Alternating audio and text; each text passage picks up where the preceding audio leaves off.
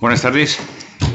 Vamos a dar comienzo al acto de presentación del libro Expansiones y recesiones en un mundo globalizado, cuyos autores son dos profesores de la Universidad Rey Juan Carlos, del Departamento de Economía Aplicada.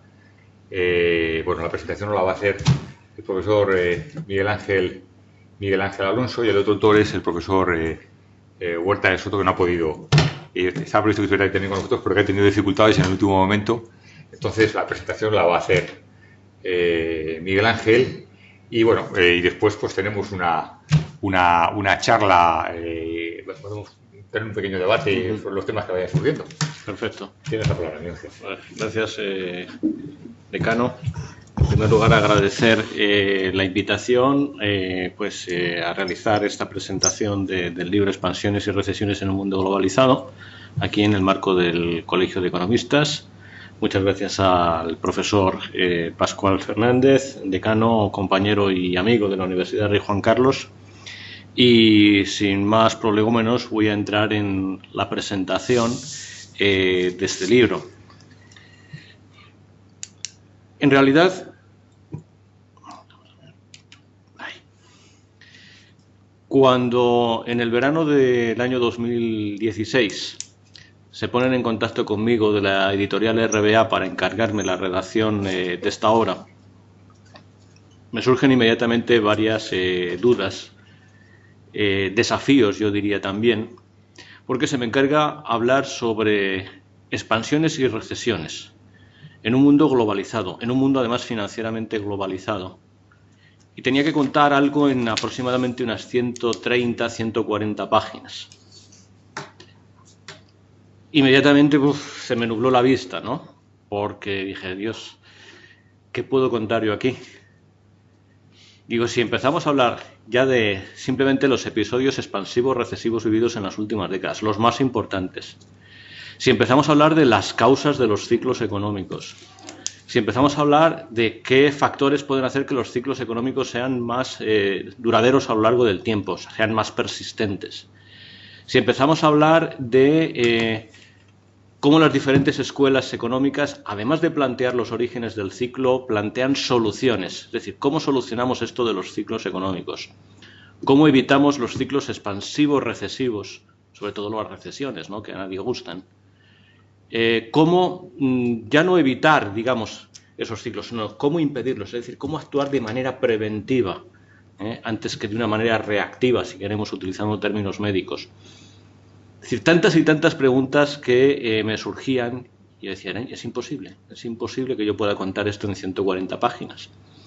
Es más, los propios autores de la editorial, cuando empiezo a hablarles de la posibilidad de hablar de las causas de los ciclos, por escuelas de pensamiento económico, por ejemplo, si los ciclos tienen un origen real, tienen un origen monetario, etcétera, etcétera, me dicen, no, es que eso es muy complejo, tiene que ser algo más sencillo. Digo, pues entonces sí que me habéis descolocado por completo, ¿no? Digo, porque yo creo que el recurso siempre más utilizado cuando escribimos una obra sobre ciclos económicos es, primero, definir un ciclo, definir las fases del ciclo y inmediatamente entramos a explicar las causas del ciclo, ¿no? Problemas de insuficiencia de demanda, problemas de perturbaciones de tipo tecnológico, si es de carácter real, están los neoclásicos, ciclos monetarios, que son, parece, los que al final acaban imponiéndose, son por lo menos por el número de teorías, ¿no? Ahí tenemos los ciclos monetarios neoclásicos de Phelps, de Lucas, los ciclos monetarios desarrollados por la escuela monetarista, Milton Friedman a la cabeza, los ciclos monetarios y crediticios de la escuela austriaca de economía, o incluso, si nos vamos al lado keynesiano, los ciclos post-keynesianos de la hipótesis de la inestabilidad financiera de Hyman-Minsky, ¿no? Por lo tanto, parece que se lleva la palma en todas estas historias el factor monetario y financiero. Pues bien, haciendo estas reflexiones se me ocurrieron una serie de preguntas, que son preguntas que las vuelvo a recuperar ahora, ¿no? Y las tenemos aquí en pantalla. Una pregunta podría ser porque son objeto de estudio prioritario para los economistas los ciclos económicos. Es más, ayer en la facultad daba una clase de economía introductoria como siempre solemos hacer en esa sesión introductoria de introducción a la economía, empezamos a diferenciar entre microeconomía y macroeconomía. Y cuando llegamos a la macroeconomía, se nos abre un mundo muy amplio, porque decimos, bueno, es que macroeconomía no es solamente esta asignatura que van a estudiar, es que macroeconomía va a ser economía internacional cuando ustedes la estudien a lo largo de sus años de carrera. La política económica entra en el ámbito de la macroeconomía. Todo eso es macroeconomía. Pero a continuación decía, pero es que además resulta que los macroeconomistas, a lo mejor de manera arbitraria, nos diferenciamos entre macroeconomistas del corto plazo y macroeconomistas del largo plazo. ¿Y dónde está la diferencia? Pues en que los economistas del corto plazo nos interesa sobre todo el análisis de los ciclos económicos. ¿Qué es lo que origina un ciclo? ¿Qué es lo que hace que ese ciclo sea más duradero, más persistente a lo largo del tiempo? ¿Cómo solucionar o amortiguar los ciclos económicos? Cuando vamos a la macroeconomía del largo plazo, se les dice a los alumnos, parece que lo prioritario para los economistas es estudiar las causas subyacentes al crecimiento económico de las naciones, que hace que unos países crezcan más rápido que otros, que hacen que unos países tengan un desempleo endémico más alto que otros, cuál es la relación entre inflación y oferta monetaria a largo plazo, etcétera. Por lo tanto, parece que ya pues dentro de la macroeconomía estamos dedicando un espacio de privilegio a eso que llamamos, macro del corto plazo, a eso que llamamos ciclos económicos. ¿Y por qué nos preocupa tanto a los ciclos económicos? Pues es evidente, porque los ciclos económicos, si los entendemos como fases de expansión y recesión, que lo son, las recesiones nunca gustan a nadie. Es decir, las recesiones siempre causan graves problemas a todos y mucho sufrimiento. Los procesos de ajuste son siempre dolorosos. Otras preguntas que me surgían es, ¿desde cuándo tenemos, por ejemplo, noticias de la existencia de ciclos económicos? Es decir, ¿cuándo realmente se puede hablar de la aparición de ciclos económicos en la historia de la humanidad? Y resulta que, luego lo comentaré, pues tenemos que irnos al Génesis 41, cuando José lo que hace es explicar al faraón aquellos sueños que tienen sobre las 7 vacas gordas y las 7 vacas flacas. Luego lo comentaremos rápidamente porque es curioso. ¿Qué desencadena un ciclo económico expansivo o recesivo? Tenemos multitud de explicaciones, tantas como escuelas de pensamiento económico, yo diría. Desde problemas de insuficiencia de demanda, como señalaba hace un momento el enfoque keynesiano, problemas de oleadas de optimismo y pesimismo que golpean a los mercados financieros, los famosos espíritus animales, shocks o perturbaciones de carácter real, lo que es la teoría del ciclo neoclásico real, o incluso a veces hasta teorías que hablan de la ausencia de ciclos. No olvidemos el enfoque clásico. Es el modelo donde los precios siempre ajustan continuamente los mercados y siempre nos sitúan a la altura del nivel de pleno empleo. Casi el capítulo primero o segundo de un curso básico de introducción a la macroeconomía. Ahí se habla ausencia de ciclos, es decir, la economía siempre salta de unos estados de equilibrio a otros. Hablamos de ciclos monetarios, como señalaba hace un momento.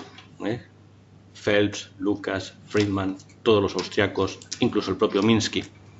Por lo tanto, tenemos muchísimas explicaciones. Hasta, hablaba hace un momento con Pascual, ¿no? Tenemos explicaciones basadas en fenómenos naturales o la teoría de las manchas solares famosas, ¿no? Que realmente pueden dar la sensación de que los economistas nos dedicamos finalmente a hacer alquimia, somos como alquimistas, ¿no? Más cuestiones. ¿Evolucionan las causas desencadenantes de los ciclos económicos con el progreso de los pueblos?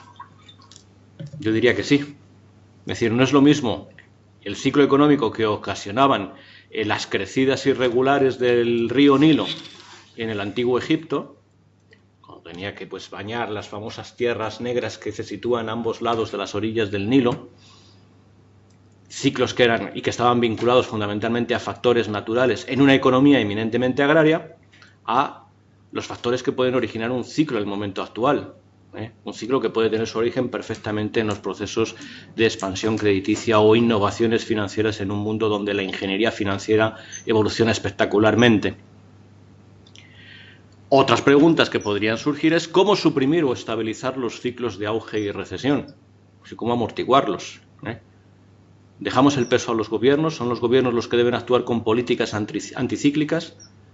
¿Debemos dejar que los mercados hagan? Esa es una pregunta que continuamente está en el candelero, ¿no?, en el debate entre los economistas. ¿Cómo podemos anticipar un ciclo económico? ¿Realmente se puede anticipar los ciclos económicos? ¿Hay instrumentos? Pues los economistas luchamos día a día por buscar instrumentos que nos permitan anticipar esos ciclos económicos, ¿eh? ¿Por qué? Pues porque evidentemente es algo que a los economistas nos preocupa, ¿eh? Nos preocupa que el ciclo recesivo genere daño en la población, buscamos la manera de anticiparlos, de adelantarlos y por lo tanto adoptar medidas que pretendan de alguna manera, si no eliminarlos, por lo menos amortiguarlos. Y claro, cuando nos planteamos si podemos anticipar los ciclos económicos, entramos en un debate muy característico, por ejemplo, desarrollado entre los autores de la escuela austriaca en relación al mainstream. ¿Son posibles las predicciones en economía, por lo menos las predicciones puntuales, o solamente a los economistas, en base a una teoría económica desarrollada, se nos permite hacer algún tipo de predicción de tendencia? Pues bien, todas estas son cuestiones que dejo en el aire, que darían lugar, bueno, pues ni se sabe, es decir, podríamos estar aquí hablando años y no pues 20, 40 minutos. Forman parte pues de las inquietudes, de los desafíos y de los objetivos que pues afrontamos día a día los economistas en nuestro quehacer diario. Bien, vamos a hacer una pequeña introducción entonces a la introducción, ¿no? Porque pues en realidad todas las preguntas que ya he planteado dan para mucho, ¿verdad? ¿Cuándo tenemos noticias del primer ciclo económico?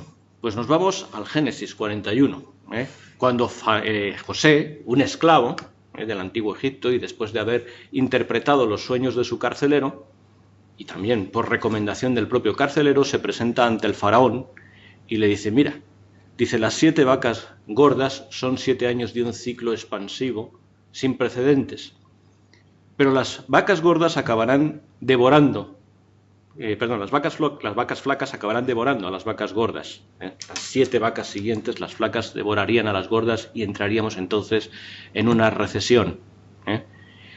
Por lo tanto, mire usted, señor faraón, lo que su sueño le dice es que viviremos 7 años fabulosamente y a partir de entonces vendrán las penurias. Por lo tanto, aconsejo al faraón que tome medidas. Claro, lo que realmente, y además todas estas cosas se han estudiado, es decir, ¿existió realmente José? Si existió realmente José, ¿a qué faraón es el que aconsejaba? Pues historiadores, arqueólogos se han hecho esa pregunta, han intentado buscar al faraón y a ese personaje de José para determinar si realmente pudiera haber existido. Lo que sí es evidente es que lo que José analizaba en los sueños del faraón o interpretaba en los sueños de faraón es que Egipto iba a sufrir pues el envite de una recesión vinculada a un cambio en el clima. Es decir, en realidad aquí tendríamos un ejemplo típico de una perturbación de carácter natural, de carácter meteorológico, vinculado al ritmo de crecidas del río Nilo. Es decir, como todos sabemos, el río Nilo pues crece durante ciertas épocas del año, inunda las tierras negras, tienen tierras especialmente fértiles y esas tierras son las que pues dependen muchísimo de ese ritmo de crecidas. Cuando ese ritmo de crecidas por cualquier motivo se ve trastocado, entonces es cuando surgen los problemas. Y es cuando pues esas tierras dejan de ser tan fértiles y viene la carestía y el problema con las cosechas.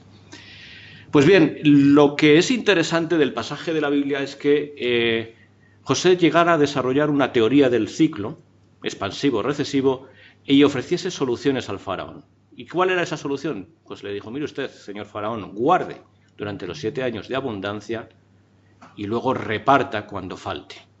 Entonces, todo aquello que acumule en los años de abundancia luego lo podrá repartir. Al faraón le gustó tanto la idea que a ese señor, ese esclavo que le habían presentado, automáticamente le nombró gobernador de Egipto. De manera que solamente quedó bajo su poder, es decir, solamente obedecía al poder del faraón. Bien, esta predicción, la predicción de José, no solamente da cuenta de un primer ciclo documentado por escrito que tenemos en la historia de la humanidad, sino del único caso de previsión económica que se pudo realizar con una pasmosa exactitud de llegarse a producir. Es decir, siempre estaremos ahí con esa, digamos, ese cuidado, ¿no?, de si realmente esto es una parábola o esto es un personaje casi mitológico y el personaje de José nunca llegó a existir. Pero de haber existido sería el único caso en la historia de la humanidad de una predicción absolutamente pasmosa de un ciclo expansivo recesivo, con sus años de duración, cuándo exactamente iba a comenzar la recesión, cuánto iba a durar la recesión y qué es lo que había que hacer entonces. La pregunta es si los economistas podríamos emular en algún momento a José en sus predicciones. Y es aquí cuando, evidentemente, la respuesta que podemos dar es, pues, hasta el momento, por lo menos el conocimiento del que disponen los economistas no nos permite realizar ese tipo de predicciones tan pasmosas. Ninguno de los ciclos desarrollados desde entonces y hasta ahora fueron, pues, adelantados con esa pasmosa exactitud. Y si nos vamos, pues, a lo que forma parte en realidad del libro, ¿no?, que son los ciclos económicos vividos desde el año 29 en adelante, y especialmente los ciclos vividos en las últimas décadas, 2-3 décadas, en ningún caso se produjeron esas predicciones exactas. Cabe señalar que es importante destacar en ese sentido la relevancia y el paralelismo de dos episodios que todos conocemos muy bien: la Gran Depresión del año 1929 y la Gran Recesión de 2007-2008. Es curioso que una se llamase Gran Depresión, otra Gran Recesión, ¿no? Ahí está el primer paralelismo. Vamos un poquito a hablar del año 29 para luego intentar establecer vínculos de conexión con la recesión de 2007 y 2008. Fíjense que ahora que comenzamos un nuevo bloque dentro de esta exposición, lo llamamos tiempo de optimismo y amargos vaticinios. Es más, yo podría decir que es el tiempo de los felices años 20, del Charleston, del jazz, del Cotton Club, ¿no?, inmortalizado fabulosamente por Coppola, y tiempos de amargos vaticinios, no más que amargos vaticinios, incluso tiempos de agoreros a los que se hablaba de ellos, de traidores, gente contraria a la patria, ¿no?, es decir, traidores a la patria. Se llegó a tildar a algunos de estos que advertían de lo que se venía encima con el estallido de Wall Street. Bien. No nos olvidemos que, aparte de ese debate entre agoreros y no agoreros, o agoreros y optimistas, ¿verdad?, hay todo un entramado económico muy importante, muy interesante y muy parecido al que se vive antes del año 2007. Concretamente, como todos sabemos, lo que se produce en los años anteriores al crack del año 29 es una fortísima expansión monetaria. Es decir, en las postrimerías de la guerra mundial, de la Primera Guerra Mundial, en los años 1920 a 21, la Reserva Federal reduce la tasa de descuento, como podemos ver en el gráfico, desde un 7% en abril de 1921 hasta un 3% en el año 23-24, lo cual supone reducir a menos de la mitad el tipo de interés. Posteriormente, sin embargo, vemos que alcanzado 1928 se produce toda una reversión en el tipo de interés, de manera que pasamos de un 3,5% otra vez al 6%. Es decir, prácticamente volvemos a doblar los tipos. Por lo tanto, tenemos un efecto nube clarísimo en el comportamiento de los tipos de intervención de la Reserva Federal. La caída de los tipos de interés, el proceso de laxitud monetario llevado a cabo por la Reserva Federal, generó un fuerte auge del crédito bancario. A fin de cuentas, los felices años 20 son felices porque están cimentados en el fuerte endeudamiento de las familias que viven por encima de sus posibilidades, en un fuerte crecimiento del crédito en diferentes sectores de la economía. Pero sin duda alguna, ese crecimiento del crédito fue especialmente importante en el sector de la inversión en el mercado bursátil. Es decir, es ahí, por tanto, donde se produjo un fortísimo crecimiento de los préstamos para comprar valores en la bolsa. Si vemos el siguiente gráfico, se ve claramente el comportamiento de los préstamos bancarios entre 1921 y, podríamos decir, el final de la Gran Depresión. Y se ve claramente, no sé si se apreciará bien en la pantalla, yo voy a intentar a ver si puedo marcar aquí con el ratón. Es decir, esta línea de color más grueso, que vemos que marca siempre unos picos mucho más altos que el resto, son las tasas de crecimiento interanual de los préstamos para invertir en el mercado bursátil. Fíjense el diferencial que se produce respecto a esta otra serie donde se nos está hablando del comportamiento de los préstamos totales. Es decir, existe una importante diferencia, de manera que es cierto que se produce un fuerte crecimiento del crédito bancario en general, pero en particular se produce un fuerte crecimiento del crédito destinado a la inversión en los mercados bursátiles. Bienvenidos, estamos en la época de los felices años 20, donde pues todo es risa, todo es diversión, todo es pasárselo bien. Posteriormente estalla el crack del año 29 y en esta franja en color gris tenemos la depresión de los años 30 y vemos el desplome que se produce mucho más intenso en los préstamos del mercado bursátil que en el conjunto de los préstamos. Por lo tanto, vemos, esto me recuerda mucho, los que nos dedicamos al estudio del comportamiento de los sectores en los episodios de crisis o de los créditos sectoriales también en los episodios de crisis, me recuerda mucho al enfoque austriaco, ¿no? Porque vemos que los periodos que más se infla, los sectores, en este caso el sector de la inversión en el mercado bursátil que más se infla, en los años 20 es el que luego cae más a plomo durante los años del ajuste, ¿no? Entonces, no sé por qué me vino a la cabeza de repente ese comportamiento de los sectores de la economía, donde los sectores más alejados del consumo final durante procesos de expansión monetaria y crediticia crecen de manera muchísimo más intensa que otros sectores más próximos al consumo final, pero también se desploman de manera mucho más intensa en los periodos de crisis. Bueno, simplemente con un pequeño apunte y una pequeña curiosidad, decir que pues, los préstamos bancarios destinados préstamos bancarios y no bancarios, es decir, porque no olvidemos que muchos préstamos también se intermediaban a través de los brokers, a través de intermediarios que bueno, pues, impulsaban las operaciones en el mercado bursátil. Se pasó de 2.230 millones de dólares en préstamos al mercado bursátil a 8.525 en 1929, es decir, entre el 24 y el 29, en 5 años, casi se multiplicó por 4 los préstamos concedidos a la inversión en el mercado bursátil. Claro, se generalizó muchísimo, ahora que por ejemplo estoy pues, realizando una investigación sobre el caso de China, la burbuja china del 2014-2015, pues la burbuja china en el mercado bursátil del año 14 o 15 se debe, entre otras cosas, no solamente a la expansión monetaria del Banco de China, sino también de la generalización de las compras en el margen, como ocurrió en el año 29. Es decir, en el año 29 hasta el limpiabotas que estaba pues ahí en la misma acera de Wall Street y que todas las mañanas limpiaba los zapatos a los grandes gurús que iban a entrar luego a negociar en el mercado, ¿no? De ellos pues el limpiabotas iba sacando información, iba aprendiendo y de repente a ese limpiabotas alguien le dice, mira, dice, si tú quieres invertir $100 en el mercado bursátil y no los tienes no pasa nada, dame 10, los 10 que tú tengas y yo te pongo los restantes 90. Y eso sí, las acciones en las que vas a invertir van a servir de colateral para tu inversión. Y eso es lo que permite entonces que cualquiera pueda jugar a ser el gran inversor. Que hasta aparezcan en los famosos protagonistas del cine mudo de Hollywood, Charles Chaplin, los hermanos Marx, etcétera, diciendo: invierta usted en bolsa, ahora sí que puede, y además le da prestigio, le da poder, todos le van a ver de manera muy distinta, porque usted invierte en bolsa, ¿no? Cuando pues, el cambio de ciclo bursátil comienza a trastocarse y comienzan a desplomarse el precio de las acciones, entonces resulta que esos colaterales que servían a los préstamos ya no eran tales.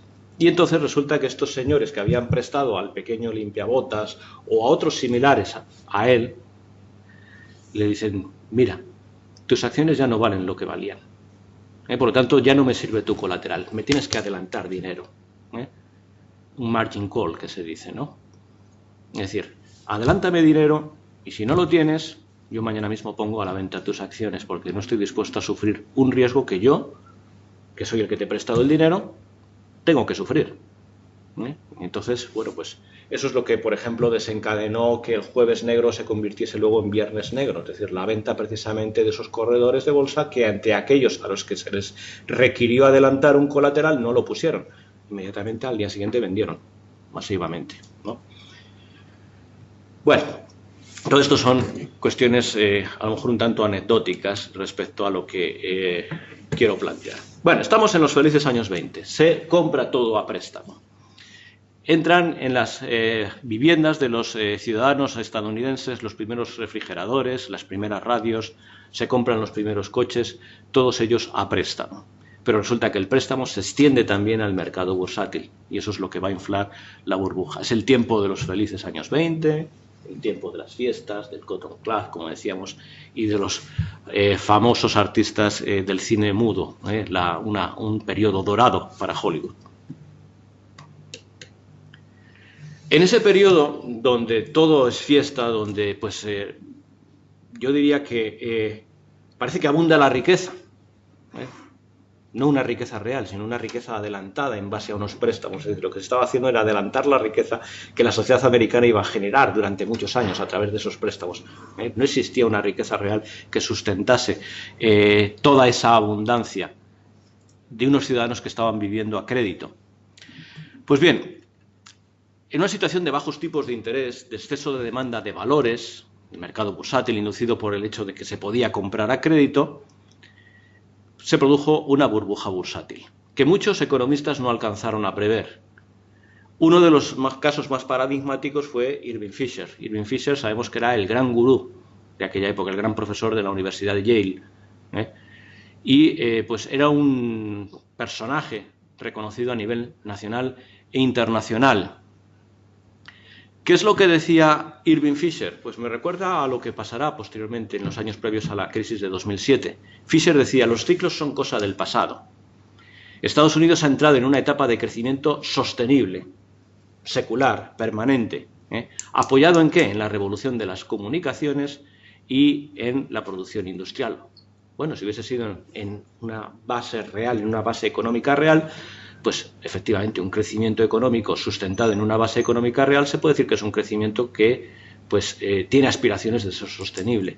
Pero resulta que ese auge de las comunicaciones, de la producción industrial, venía acompañado por un fuerte auge del crédito generado de la nada, que es lo que iba pues también a torcer el periodo de expansión. Cegado por sus predicciones, sabemos que Irving Fisher se arruinó en el mercado bursátil, es decir, perdió todo su patrimonio y el patrimonio de toda su familia, y muchos dicen que perdió su prestigio profesional, y acabó viviendo pues casi de prestado, en una vivienda alquilada que le proporcionaba la propia universidad en la que impartía docencia. Sin embargo, no todos los profesionales de la economía, no todos los economistas, cayeron en el error de Fisher. Cuando uno habla de error también es cierto, y lo comentaba hace un momento con Pascual, bueno, vamos a ver, errores. Cuando uno está en el poder político, cuando uno tiene un poder mediático como Irving Fisher, ¿se puede permitir el lujo de decir el barco se hunde? No, eso puede crear una situación, una profecía autocumplida, una crisis autocumplida, ¿no? Por lo tanto, muchas veces cuando decimos es que se están equivocando, son conscientes, ¿no?, de lo que ocurre, pero saben que si lanzan la señal de alarma pueden provocar una hecatombe mayor, ¿no? Por lo tanto, ahí siempre quedo o dejo el beneficio de la duda de si realmente son errores o es un intento de evitar que las cosas se salgan completamente de cauce. Había economistas en aquella época contemporáneos a Fisher que decían lo siguiente. Por ejemplo, en el año 1912, en la teoría del dinero y del crédito, Ludwig von Mises decía que las políticas de expansión monetaria y crediticias inducidas por los bancos centrales, algo que se estaba viviendo en la orgía monetaria de los años 20, conducirían a una crisis bajo lo que entonces predominaba, que era un patrón oro internacional. Es curioso porque en el verano de 1929, por lo tanto pocos meses antes de la crisis de Wall Street, Mises iba a recibir una oferta interesantísima de un gran gigante bancario vienés, el Creditanstalt, donde le ofrecían un altísimo cargo de una gran responsabilidad en el banco. Él rechazó la oferta En aquella época, si me equivoco, alguien me puede corregir, pero creo que en aquella época Mises todavía no había contraído matrimonio con la que iba a ser su esposa, Margaret von Mises. Por lo tanto, bueno, pues eran novios, y Margaret le cuestiona de manera bastante airada. Y le debió decir algo así como: tú estás loco. O sea, has rechazado un cargo de responsabilidad en el Kreditanstalt. ¿Cómo se te ocurre hacer eso? Mises respondió: un desastre está por caer y no quiero que se me relacione con él. Es decir, va a haber una crisis financiera y el Kreditanstalt se verá afectado. En el año 1931 el Kreditanstalt quebró. Bien, es interesante y voy a leer una pequeña cita de Mises. Dice: como en todos los episodios de auge anteriores causados por la expansión del crédito, se está refiriendo al crack del 29, se creyó que la prosperidad sería eterna, los felices años 20. El cambio de escenario en 1929 y la crisis posterior no sorprendieron a los economistas.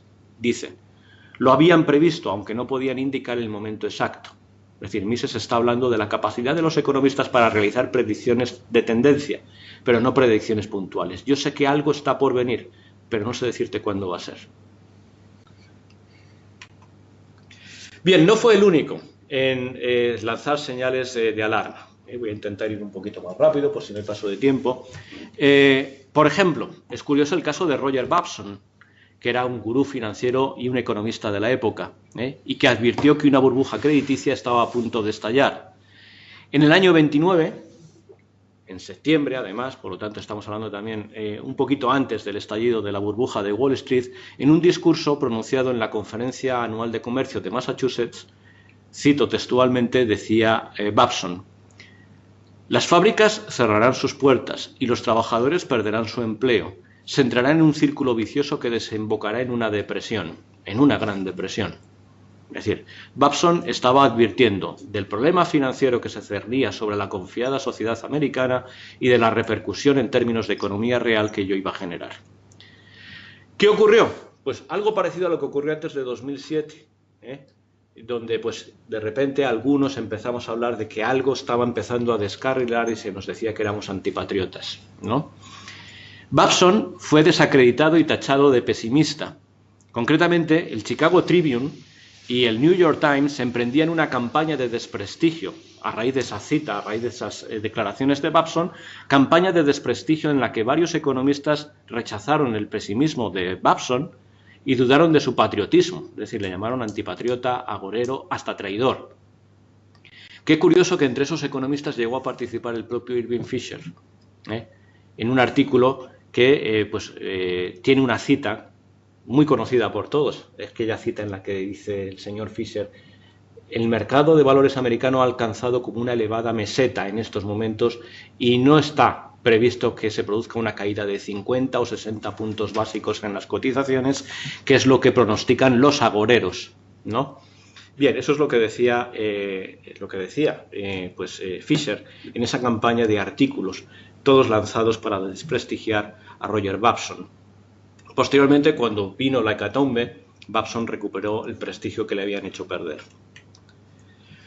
Otro caso parecido fue el de Paul Warburg. Paul Warburg, en marzo del año 29, y Warburg, aparte de ser un buen economista, había sido consejo asesor de la Junta de la Reserva Federal. Decía, de manera muy tímida: si se permite que las orgías de especulación desenfrenada vayan muy lejos, el colapso final traerá una depresión generalizada que afectará a toda la nación. ¿Cuál había sido el problema de Warburg? El problema de Warburg había sido que esto lo había dicho ya varias veces. Entonces no se le hizo caso. Se dio el típico caso de que viene el lobo, que viene el lobo. Al final no se creyó que venía el lobo y de repente el lobo sí que apareció. Entonces no se creyó a un Warburg que había advertido ya en varias ocasiones del desastre, y ese desastre no aparecía. Por lo tanto, Warburg, carecía de la credibilidad suficiente cuando realizó este aviso. En cualquier caso, también se lanzó una campaña de desprestigio, como había ocurrido previamente contra Babson. Es decir, Warburg era un banquero de origen alemán. Estamos en el periodo de entreguerras. Pues bien, se llegó a decir que Warburg era un traidor vendido a los alemanes. Es más, se le llegó a llamar la Casandra de Wall Street. Es decir, ya saben, el mito de Casandra, ¿no?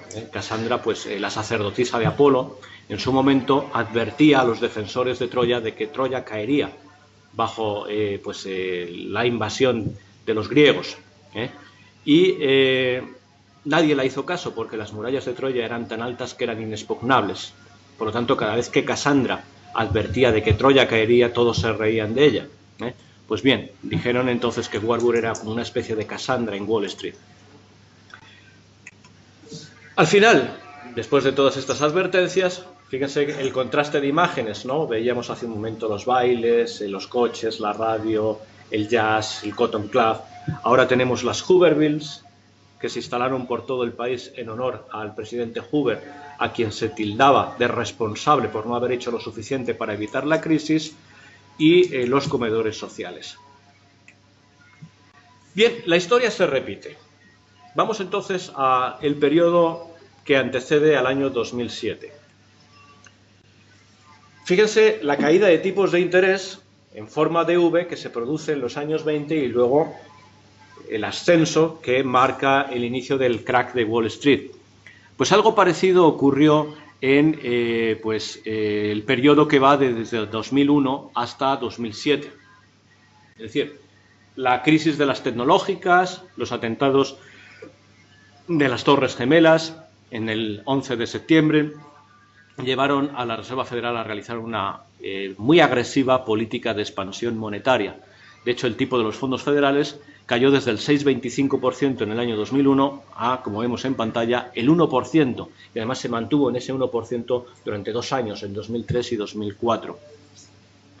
Fíjense luego la subida espectacular que experimentaría desde el 1% otra vez al 5%, y poco después de esa subida, la entrada otra vez, en este caso en recesión, ahora en la gran recesión. Es decir, esta imagen y la anterior son como dos caras de una misma moneda, ¿no? Es decir, aquí hay, digamos, una regularidad interesante, ese comportamiento en forma de V, caída de tipos brutal que favorece una expansión del crédito y una burbuja.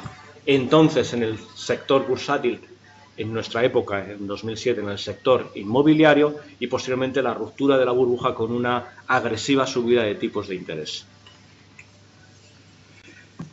Igual que hablábamos antes del fuerte crecimiento que experimentó el crédito bancario destinado al mercado bursátil, aquí lo que vemos es que precisamente a partir del año 2002, que es cuando el tipo de interés está alcanzando ya uno de sus niveles más bajos, se produce una fuerte separación. Vemos el efecto de tijera que existe entre el crédito destinado al mercado inmobiliario y el crédito industrial.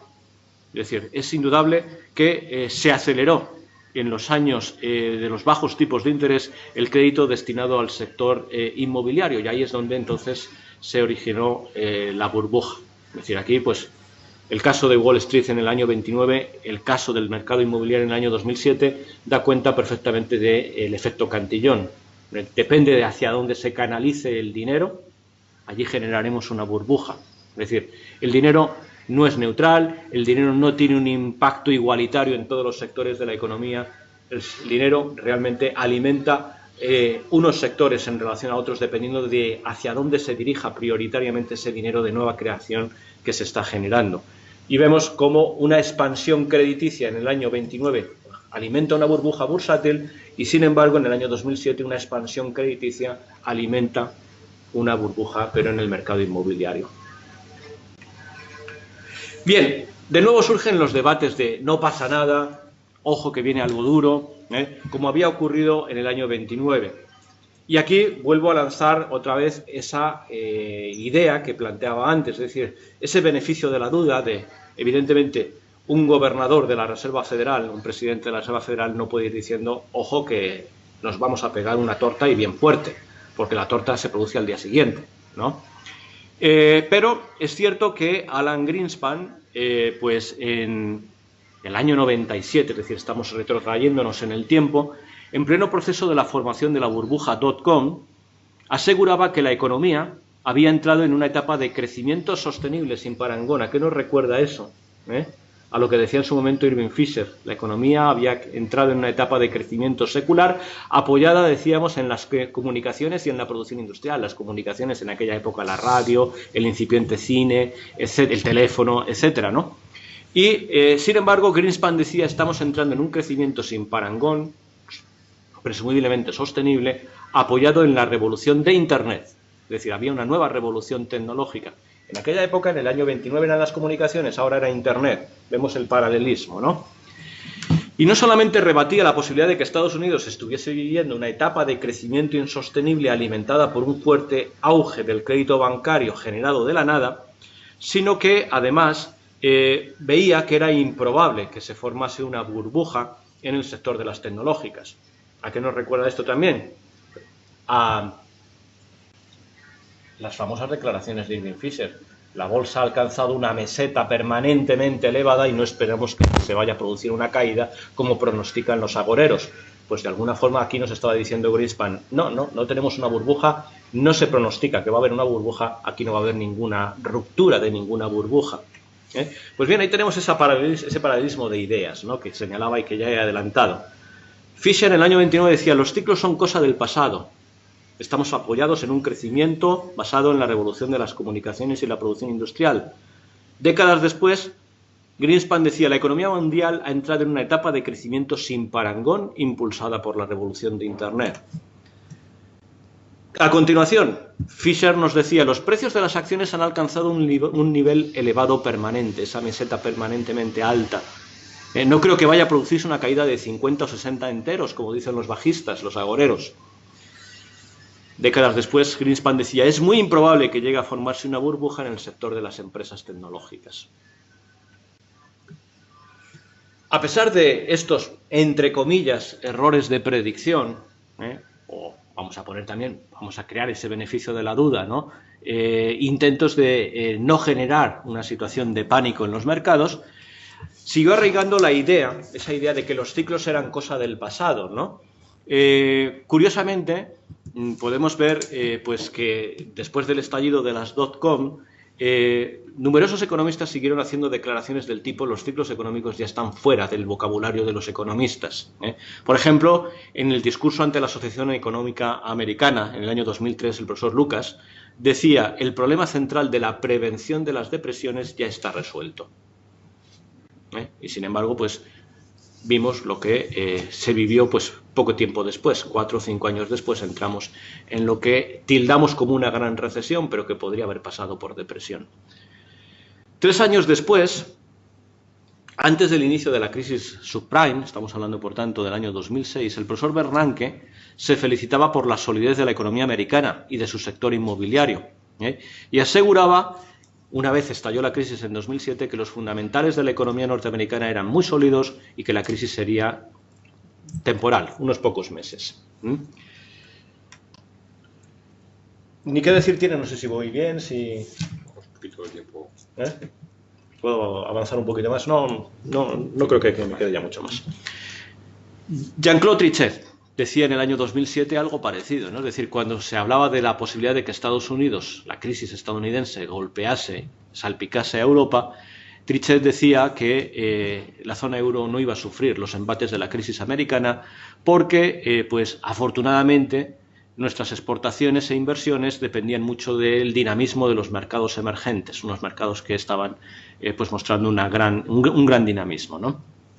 Además, decía Trichet que el crecimiento del consumo en Europa alejaría el fantasma de la recesión, teniendo en cuenta que estaban mejorando las condiciones de empleo de las familias y sus niveles de renta. Es decir, no logró anticipar tampoco la intensidad de la crisis.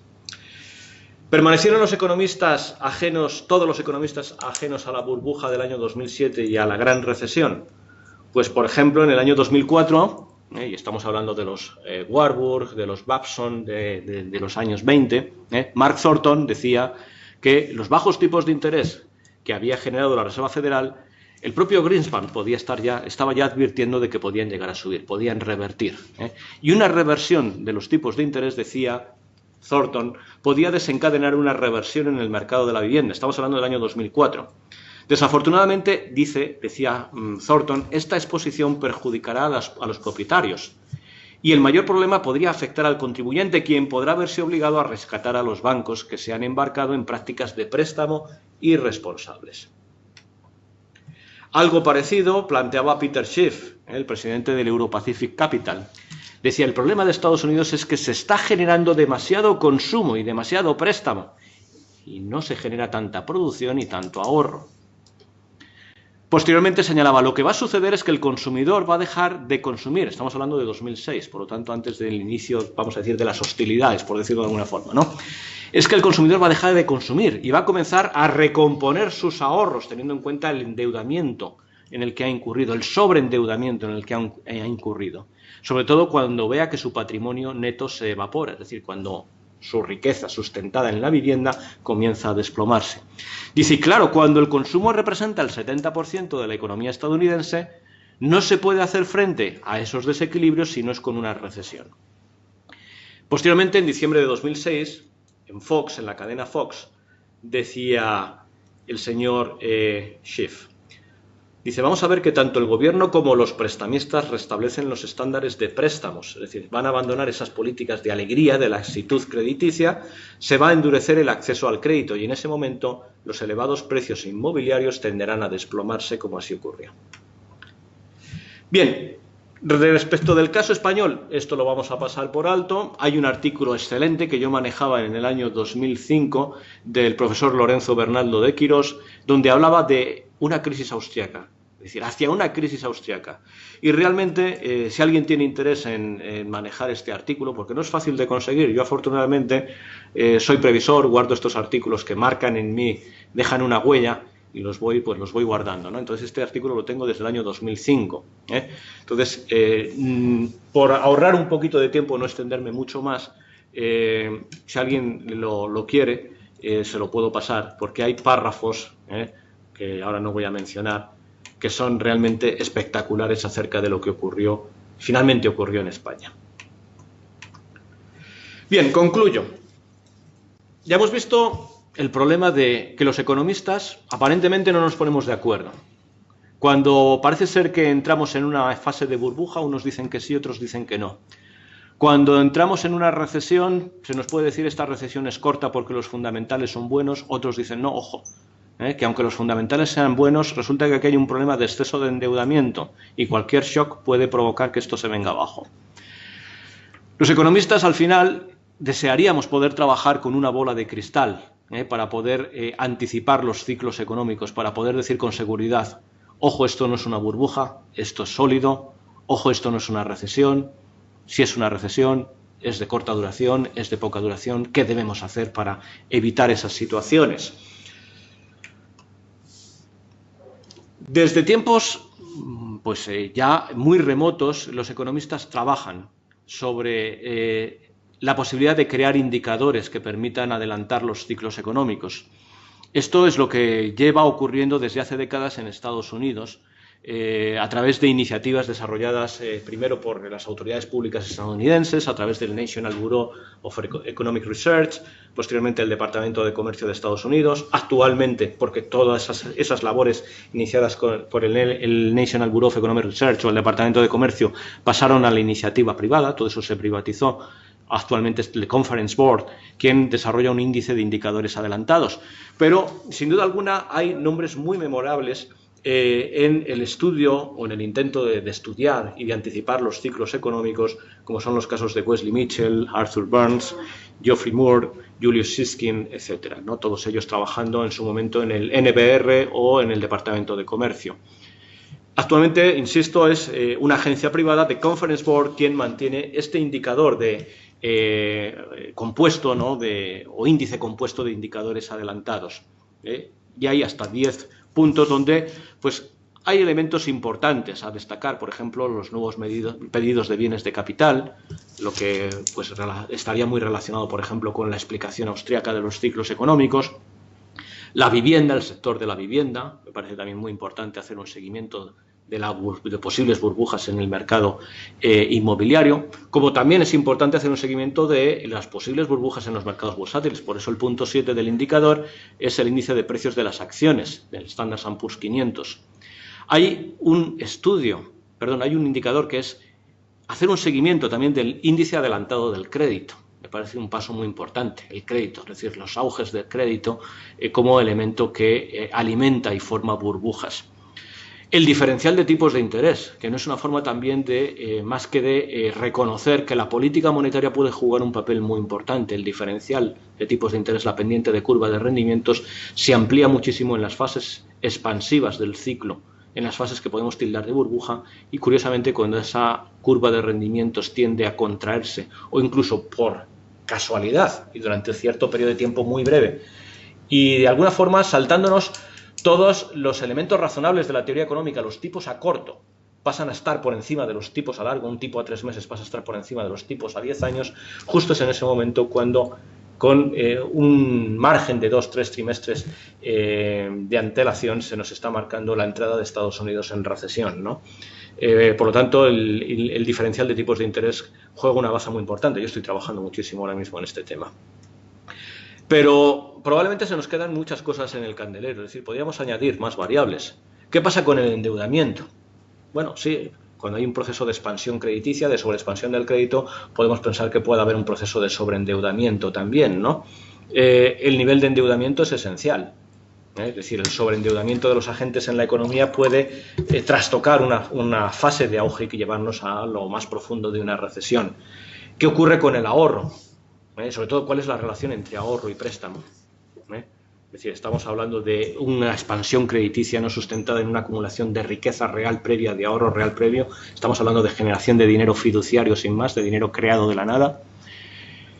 ¿Qué ocurre con el comportamiento de los sectores? Un análisis mucho más desagregado de la estructura productiva de un país a la hora de afrontar el estudio del ciclo económico creo que es muy recomendable. Y en ese sentido, pues en general, las escuelas de pensamiento económico mainstream no se han aplicado demasiado en el estudio sectorial, cómo se comportan los diferentes sectores de una economía, los más alejados, los más próximos al consumo inmediato de las familias durante las fases de auge y durante las fases de recesión. Sería muy interesante hacer un seguimiento del comportamiento diferencial de los sectores en las fases de auge y desplome en los ciclos económicos. Bien, hay cuestiones interesantes, a veces hasta divertidas, yo diría divertidas porque son un reto, ¿no? Es decir, en ese intento de predecir los ciclos económicos, de trabajar con esa bola de cristal, se ha trabajado con pues los índices de los rascacielos, ¿no? El índice de los rascacielos desarrollado inicialmente en el año 99 por Andrew Lawrence, ¿no? Y que actualmente está trabajando muchísimo en él el economista Mark Thornton. Curiosamente, este índice de los rascacielos muestra una alta correlación entre los intentos de crear los edificios más altos del mundo y las crisis económicas, ¿no? Yo en el libro, por ejemplo, lo que hago es ampliar este análisis. Porque además este índice de los rascacielos se circunscribe para el caso americano. Mark Thornton lo desarrolla, no podía ser de otra forma, para el caso del mundo anglosajón. Es decir, yo ahí pues he recogido un estudio pormenorizado de esas grandes construcciones también en Europa. Y aquí, por ejemplo, ya tenemos en este gráfico que aparecen las torres Cepsa y la Torre de Cristal, Madrid, antes del estallido de la burbuja inmobiliaria española, ¿no? Pero también en el libro aparecen pues esos intentos de crear los edificios más altos en Alemania, en Francia, en Italia, y cómo poco después vino un problema en forma de recesión en esos países. En general, el índice de los rascacielos se plantea como que cualquier intento de crear el edificio más alto del mundo, o el edificio más alto de un continente, o de una región, o de un país, esos intentos de marcar un récord al nivel que sea, suele curiosamente preceder al estallido de una crisis, al estallido de una recesión. Entonces es muy curioso este índice de los rascacielos, incluso hay cursos que se imparten sobre los índices de los rascacielos, ¿no? Evidentemente, para mí resulta mucho más apasionante, porque es mi ámbito de trabajo, y creo que tiene un componente más científico, porque hay además unas teorías muy interesantes detrás de este indicador, que es el diferencial de tipos de interés, la pendiente de la curva de rendimientos. Y se ve clarísimamente las zonas en color gris son las etapas recesivas. ¿Qué ocurre con el diferencial 10 años, 3 meses de tipos de interés? Como curiosamente, en los trimestres, 2-3 trimestres anteriores a la entrada de recesión en Estados Unidos, el diferencial se torna negativo. tras un periodo previo donde el diferencial crece a niveles estratosféricos. Entonces ahí se ve clarísimamente el impacto de una expansión monetaria que crea un diferencial de tipos de interés largo, corto plazo relativamente importante, como se puede ver en el gráfico. O sea, no olvidemos que la política monetaria tiene un impacto inmediato sobre los tipos a corto y no sobre los tipos a largo, y eso es lo que explica esos diferenciales. Y posteriormente cómo pues, el retorno de los tipos de interés, la convergencia final de los tipos a corto hacia los tipos a largo, incluso hasta llegar a superarlos, pues marca el inicio de una recesión. Este indicador para el caso de los Estados Unidos es pasmosamente fiable, es decir, porque resulta que llega a predecir con exactitud pues en torno al casi más del 90% de los episodios recesivos que ha vivido Estados Unidos. Pero es que además hice un ejercicio adicional. Esto realmente data del año 54. ¿Qué pasó en los años de la Gran Depresión? Es decir, ¿se puede decir que en los años de la Gran Depresión pudo ocurrir algo parecido? Bueno, pues afortunadamente y tras muchos esfuerzos logré hacerme con el diferencial entre tipos a corto y tipos a largo. Y vemos cómo en el gráfico, antes del año 29 y tras un largo periodo, son los tipos a corto plazo los que durante unos cuantos meses se sitúan por encima de los tipos a largo, igualmente. Es decir, por tanto ya tenemos otro positivo más que cargar en la cuenta del indicador del diferencial entre tipos a corto y tipos a largo plazo.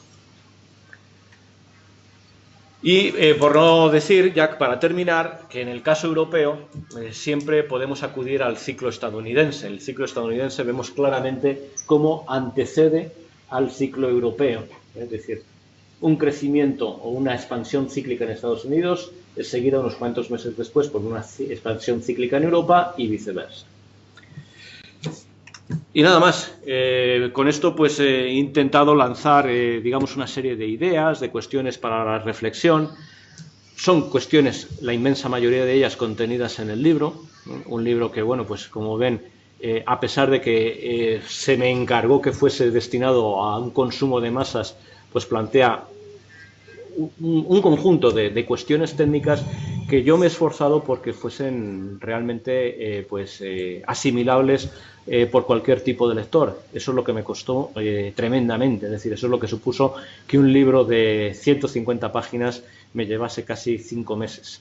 Es decir, intentar trasladar a un lenguaje mucho más simple todas estas cuestiones que sin duda tienen su complejidad. Muchas gracias.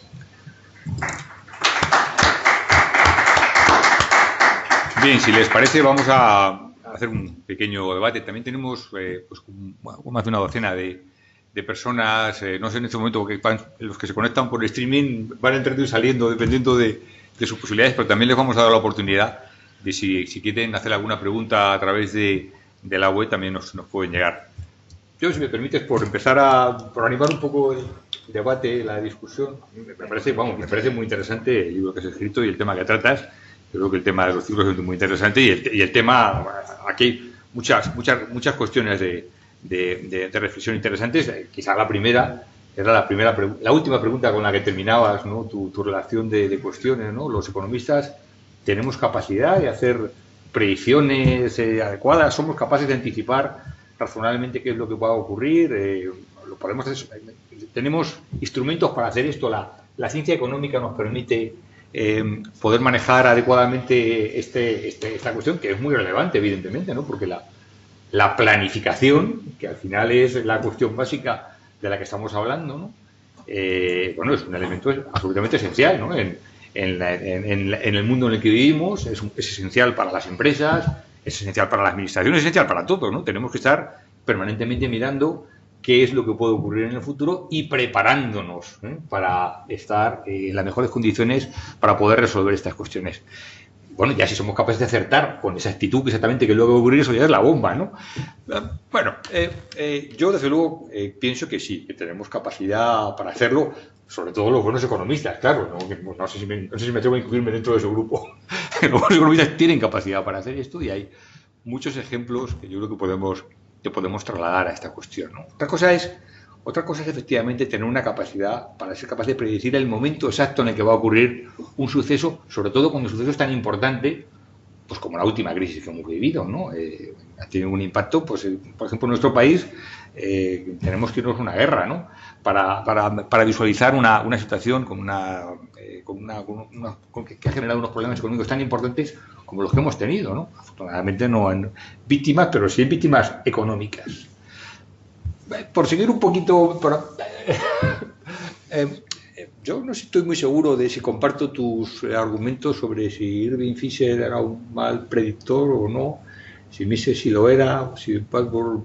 Creo que Barbour sí lo era, ¿eh? Creo que tienes que acertó de una manera muy precisa. Y fui capaz en el año 29 de decir con bastante precisión: esto ya llega a una situación absolutamente catastrófica y va a ocurrir algo de manera inmediata.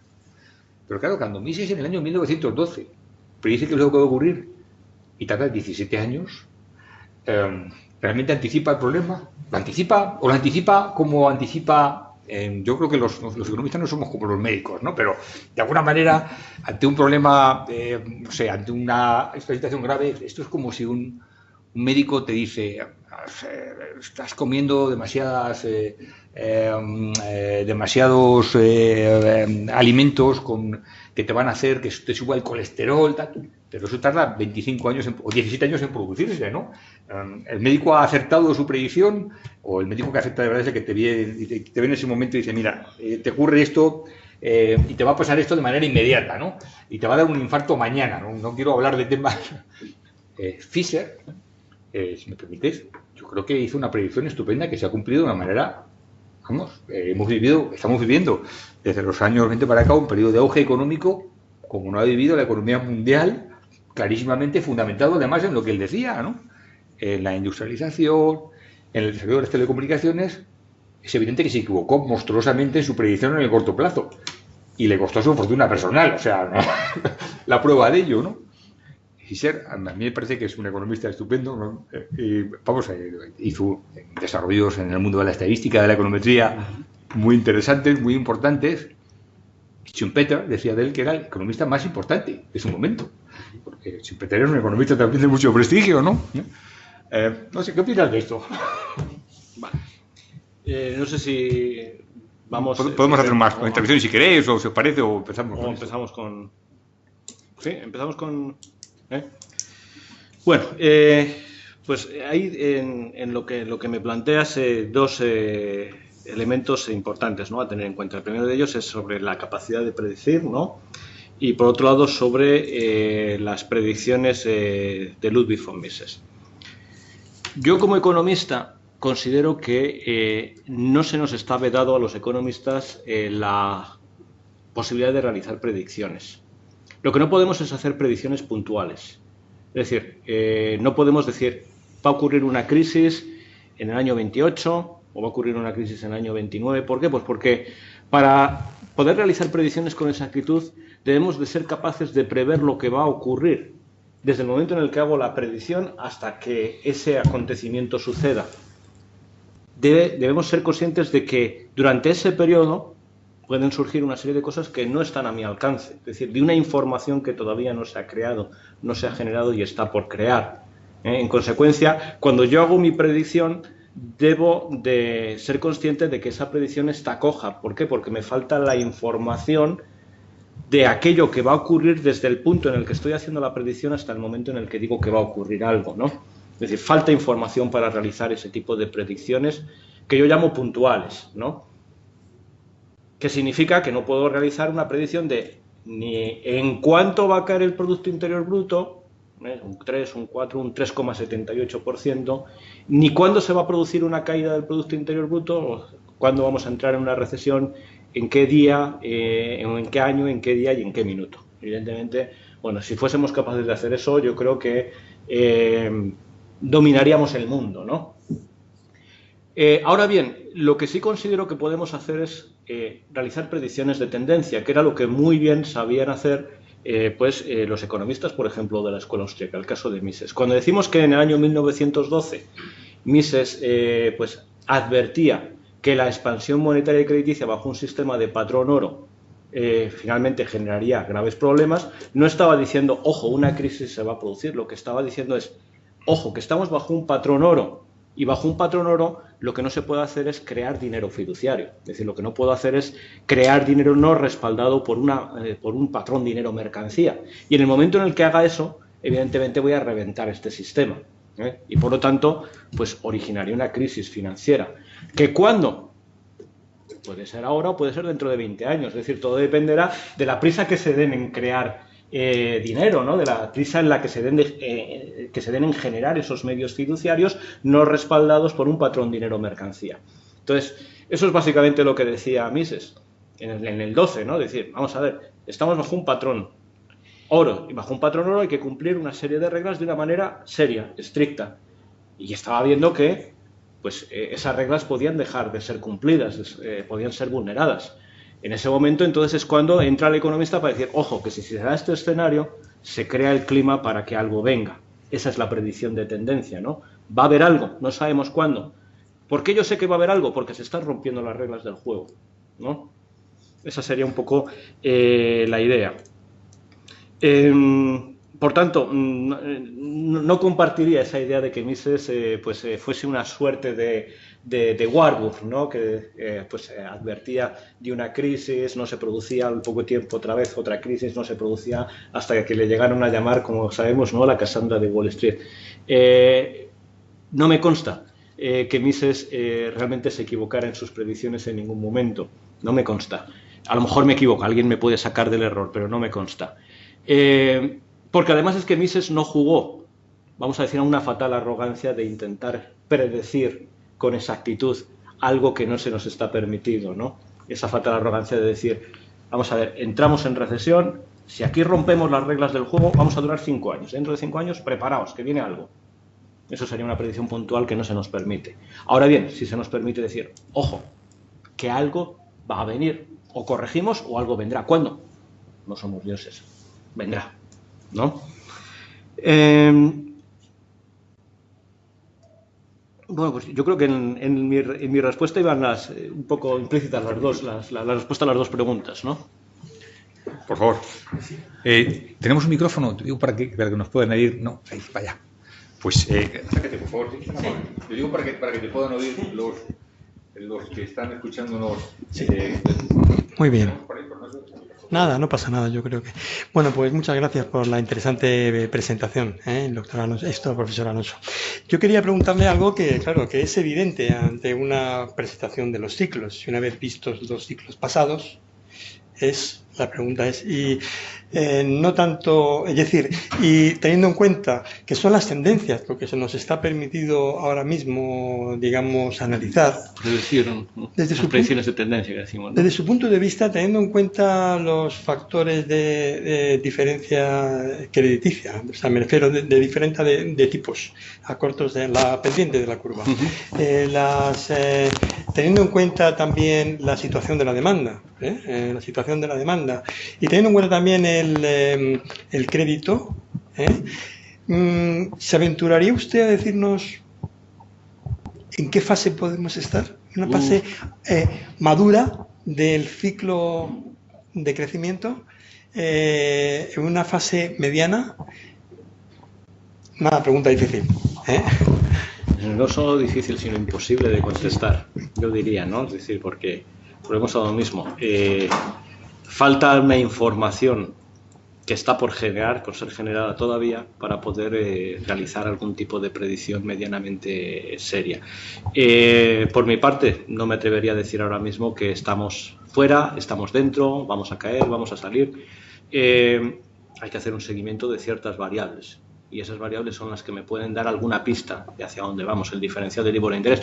Es una cosa muy interesante, ¿no? Porque a raíz de lo que me plantea, existe ahora mismo una cierta obsesión con la pendiente de la curva de rendimientos en Estados Unidos, ¿no? Porque dicen, bueno, es que si en el 90% de las ocasiones que se invierte la curva de rendimientos Estados Unidos entra en recesión, pues lo único que tenemos que estar es alerta para cubrirnos cuando se produzca la nueva inversión, ¿no? Entonces no olvidemos que Janet Yellen, al frente de la Reserva Federal, ha hecho unas subidas en los últimos meses y que comienza a aproximarse el tipo a corto hacia el tipo a largo. Entonces inmediatamente empiezan a saltar voces de, ojo, que ya empiezan a acercarse las dos series, ojo, que podemos entrar en un momento en el que la curva de rendimientos se aplane o incluso se invierta, y eso históricamente nos dice que en el 90% de las ocasiones hay recesión, ¿no? Entonces, inmediatamente ya hay voces, un poco lo que también planteaba el profesor Pascual Fernández, ¿no? Los agoreros, ahora sí que abundan también agoreros. Ojo, hay que saber diferenciar, ¿no? Es decir, uno entra ahora mismo en Internet y la pendiente de la curva de rendimiento se comienza a revertirse. Va a estallar la burbuja y se inventan burbujas por todos los sitios, ¿no? Es decir, hay una obsesión ahora mismo con la pendiente de la curva de rendimientos. Es cierto que ha servido para adelantar un 90% de las recesiones, pero ¿y la próxima? ¿Será capaz de adelantarla o no? O a lo mejor falla estrepitosamente este indicador, ¿no? Y a fin de cuentas, esa obsesión a lo único que lleva es a lo que los economistas llamamos profecías autocumplidas. Es decir, el momento en el que se invierta la curva de rendimientos, inmediatamente la gente, cubriéndose contra los malos tiempos, generarán malos tiempos. ¿Más intervenciones? ¿Creéis? Gracias. Enhorabuena, profesor, por el libro. No estoy deseando leérmelo. Yo quería preguntarle por las declaraciones de los banqueros centrales. ¿Cree usted que los banqueros centrales hacen más daño con sus declaraciones que controlando el tipo de interés? Es decir, que la gente, por los animal spirits un poco de Keynes, seguía más por sus declaraciones que por un análisis sosegado, realista, tranquilo. Me estoy acordando, por ejemplo, que usted ha citado lo de Peter Schiff. Esas declaraciones están en YouTube, las tiene Mises Hispano y no tienen desperdicio. O sea, como fue a Fox News y me parece que fue en la CNN también. Fue un debate con 4 o 5 personas, se rieron en su cara, pero literalmente. Y a los 6 meses, bueno, se vio que tenía razón totalmente. Le recomiendo a todo el mundo que lo busque. No, incluso luego pues hay un nuevo vídeo que se hizo después donde se dice Peter Schiff tenía razón. Sí, efectivamente. Es decir, después de que se rieron en su cara, ¿no? Pues eso, si cree usted que con esas declaraciones, bueno, pues sale Draghi a dar una rueda de prensa y levanta más polvareda que cualquier análisis o informe o de lo que sea, lo cual dice mucho sobre si es una economía de mercado, ¿no? Ajá, muy interesante la pregunta. Vamos a ver. Lo que es indudable es que en economía los economistas somos conscientes de que los individuos tomamos nuestras decisiones en entorno de incertidumbre, de rabiosa incertidumbre en muchas ocasiones. Cualquier acción que tomemos, económica o no económica, siempre lleva incertidumbre. Y pues es algo que a los seres humanos no nos gusta. No nos gusta esa incertidumbre, nos gustaría tenerlo todo bajo control, ¿no? Y por tanto buscamos herramientas, símbolos, señales a las que poder agarrarnos para reducir esa incertidumbre. La curva de rendimientos, por ejemplo, ¿no? Bueno, se convierte en el nuevo fetiche, ¿no? Es decir, de alguna forma estoy intentando que alguien me diga qué va a pasar y abandonar esta desasosegante incertidumbre que me corroe, ¿no? Por tanto, es cierto que buscamos esas referencias y las buscamos en curvas de rendimientos, o las buscamos en otros instrumentos, o las buscamos en declaraciones de gente que pensamos que tiene cierto prestigio, o que tienen cierto prestigio, que pensamos que saben mucho y que nos pueden marcar una clara guía de hacia dónde vamos y qué es lo que debemos hacer, ¿no? Entonces existe, pues igual que con la curva de rendimientos, una obsesión por las declaraciones de lo que señalan los banqueros centrales. Es decir, cuando hacen una declaración Janet Yellen, pues todo el mundo está ya pendiente. ¿Subirá? ¿No subirá los tipos de interés? A ver qué apreciaciones hace Janet Yellen, a ver por qué sí, a ver por qué no. Tienen una papeleta muy difícil entonces los banqueros centrales, ¿no? Porque si no son cautelosos en lo que dicen, pueden provocar desde una oleada de optimismo brutal hasta el mayor de los pesimismos, ¿no? Es decir, aquí sí que podemos decir que los banqueros centrales pueden capitanear un comportamiento de rebaño, clarísimamente, ¿no? Entonces, es cierto que tienen que ser muy precavidos siempre al hacer cualquier tipo de declaración, porque son capaces de arrastrar la economía hacia un punto en el que, pues, en ausencia de esas declaraciones no hubiese ido, ¿no? Por lo tanto, pues bueno, Los banqueros centrales, los bancos centrales son instituciones con las que debemos convivir, estar ahí presentes en nuestra economía de mercado. Sabemos que están ahí, sabemos que son los que controlan la política monetaria y a partir de ahí ellos tienen la seria responsabilidad de hacer las cosas lo más tranquilamente posible, sosegadamente posible, evitar lanzar falsas señales a los mercados, evitar generar errores sistémicos en los mercados que los pueden generar y clarísimamente, pues bueno, no me gustaría ser banquero central, con lo que concluyo. Por favor. Sí, buenas tardes. Gracias por la conferencia. Ha sido muy interesante. Y bueno, yo es que un comentario y después una pregunta. Un comentario es porque, si no me equivoco, ha hecho una breve reseña a un concepto que es el de exuberancia irracional, que creo que en su día lo usó Alan Greenspan, en los 90, si no me equivoco, y después un profesor también americano, Schiller, habló sobre ello, ¿no? Y yo creo que en ese trabajo lo que hacen un poco es darle un cierto peso a algunos aspectos que quizás en el ámbito macroeconómico no le han dado demasiada importancia, como es, por ejemplo, la economía conductual, la psicología, ¿no?, del ciudadano medio, del inversor, etcétera, ¿no? Que muchas veces se hacen estos estudios a partir de datos pasados, pero no se tiene muy en cuenta que en muchos casos las personas no se mueven de forma racional, sino todo lo contrario, de forma irracional. Y cómo eso, en su caso, puede a lo mejor influir a la hora de predecir o no una recesión o un crecimiento o lo que sea, ¿no? Yo, por ejemplo, observo la evolución del mercado bursátil norteamericano, que se habla de que hubo un crack en el año 2007 y es cierto, ¿no? Pero el crack duró 2 años, porque desde 2009 hasta ahora el Dow Jones, que es el índice de referencia, se ha multiplicado casi por 3.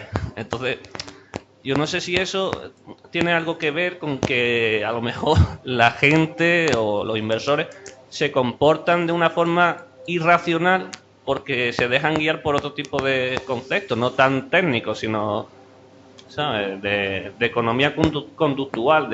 Yo me comporto porque, hombre, estoy viendo a lo mejor al vecino que ha invertido y está ganando dinero y ¿por qué no lo puedo ganar yo? Y no hacen ese análisis pormenorizado. Entonces, no sé si eso a lo mejor no se está usando mucho en este tipo de estudios. No, esa es un poco la cuestión. Tiene mucha enjundia su pregunta. Bueno, hablar de exuberancia irracional, efectivamente, en su momento Greenspan habló de exuberancia irracional. Yo hablo de exuberancia irracional como de un escenario en el que se produce una sobreinversión y malas inversiones. Exuberancia porque se invierte en exceso a partir de sobreendeudamiento y además esas inversiones son equivocadas, las malas inversiones, de ahí irracional, la idea de la irracionalidad. Ahora bien, hablar de irracionalidad, la economía conductual, etcétera, nos lleva un poco al tema de los animal spirits keynesianos, ¿no? Las oleadas de optimismo y pesimismo que son capaces de levantar y tumbar la economía de un día al siguiente. La pregunta es, esos animal spirits que se supone que otros autores los han afrontado con eso del comportamiento de rebaño, las expectativas autocumplidas, los efectos de vagón de cola, etcétera, etcétera, que son comportamientos sistémicos, es decir, de repente como el rebaño entero cambia de dirección y se equivoca. La pregunta es, ¿quién tiene la capacidad para generar ese error sistémico masivo de agentes en el sistema de manera que todos se equivocan a la hora de invertir o a la hora de actuar? ¿Quién podría ser? Le pregunto. En mi opinión, por ejemplo, en los mercados bursátiles, yo creo que al final, obviamente, un inversor minorista no tiene ni la información ni las decisiones que él tome respecto a sus inversiones tienen la relevancia suficiente como para hacer que el mercado se mueva realmente significativamente. Hay otro tipo de actores, como son mercados bursátiles, fondos de inversión, bancos de inversión, etcétera, agencias crediticias, etcétera, que sí que tienen una información y que en un determinado momento, si esa información tienen acceso a ella con anterioridad a un pequeño minorista, puede utilizarla. No creo que muchos bancos, había bancos de inversión que perdieron dinero, Otros seguramente vieron como cubrirse ante eso. Sí, Ahora mismo, obviamente, el banco de inversión que invierta ahora en el Dow Jones, hombre, a lo mejor se cree que va a subir 7.000 puntos más. Sí, pero a lo mejor tiene información que le pueda dar a pensar que a un inversor pequeño. Sí, yo le voy a dar una visión alternativa, ¿no? Que trasciende evidentemente al mercado bursátil, para el conjunto de la economía. Y además, bueno, pues no se me podrá decir que si pues estoy en la línea de cierta escuela de pensamiento económico o de otra, porque hay una coincidencia interesante en este sentido, ¿no? Es decir, los errores masivos en el sistema económico se producen cuando los precios lanzan señales erróneas. Y esto lo plantean autores como Hart y Krebs en su momento, con ese modelo en el que los precios pues lanzan señales erróneas de manera aleatoria. Lo plantea Friedman y lo habla y lo cuenta como un fenómeno de ilusión monetaria, es decir, de repente a golpe de expansión monetaria los salarios reales son mal interpretados por los agentes, o es más, se confunde el salario nominal con el real, etcétera. El problema de ilusión monetaria, que no voy a entrar en él ahora mismo, de Friedman, ¿no? O el modelo de Lucas de las islas, ¿no? Es decir, ahí a golpe de expansión monetaria también se distorsionan los precios relativos de las islas y los agentes en las islas se confunden masivamente. O la manipulación de los tipos de interés por parte de los autores de la escuela austriaca, que inducen a errores de inversión masivos y que se traducen en una estructura productiva completamente distorsionada. Es decir, los errores masivos se producen como consecuencia de que los precios no señalizan adecuadamente la realidad de los mercados. Y la pregunta es ¿quién tiene la capacidad de repente para generar esas distorsiones en los precios de manera que induzcan a errores sistémicos dentro del sistema? Valga la redundancia. Pues solamente se me ocurren aquellos que tienen el auténtico poder para hacerlo, banqueros centrales, etcétera, etcétera, ¿no? Es decir, por tanto, hay que tener en cuenta que cuando hablaba de la economía conductual, los animal spirits, las oleadas de optimismo y pesimismo que pues Keynes planteaba como algo que surgía espontáneamente, decía, hoy me levanto de buen humor, todos nos levantamos de buen humor, optimismo para todos, ¿no? Mañana nos levantamos deprimidos, pesimismo para todos. Ese comportamiento de animal spirits puede estar muy influido de forma muy importante por la propia política que puedan ejercer, por ejemplo, los bancos centrales, por decir a alguien, ¿no? Los gobiernos a través de sus políticas fiscales, etcétera. Es decir, la política económica, ya lo decía Lucas en su momento, ¿no? En la famosa también crítica de Lucas, ¿no? Las políticas de los gobiernos van a originar reacciones en los agentes. Y esas reacciones a veces son imprevisibles. Y hay también otro elemento para hablar de la dificultad que tenemos para predecir determinada política. ¿Por qué? Pues porque no sabemos cuál va a ser la respuesta en realidad de los agentes. Los agentes pueden mudar su reacción dependiendo de sus circunstancias, ¿no? Pero esos animal spirits a los que hacía referencia, pues sí pueden verse muy afectados por determinado tipo de políticas económicas que afronten gobiernos, bancos centrales, etcétera, y que son los que pueden inducir a esos errores sistémicos que nos llevan a hablar de esos procesos de exuberancia irracional.